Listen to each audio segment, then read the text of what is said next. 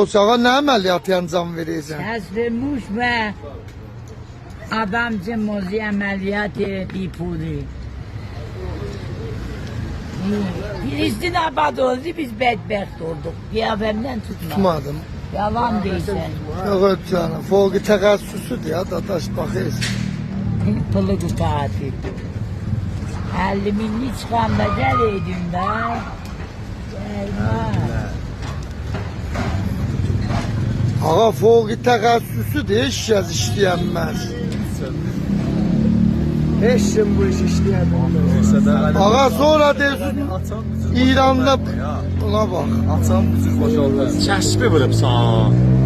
Təsbih, muş və adamcı. Allah. Xərci çıxdı da. Gel. Ya birun bebine. Koy geç. Pərvəz usta qarı işdir ya, şıxlıqdır. Biraz aşağıda tut, koy görsəksiniz. Saniyədə pıldı çıxır çöldən. Tehranda qəşəng işləri bunlar. Tehranda gündə 5 milyon. Ama Quşədə var. O Quşədə. Görüşək.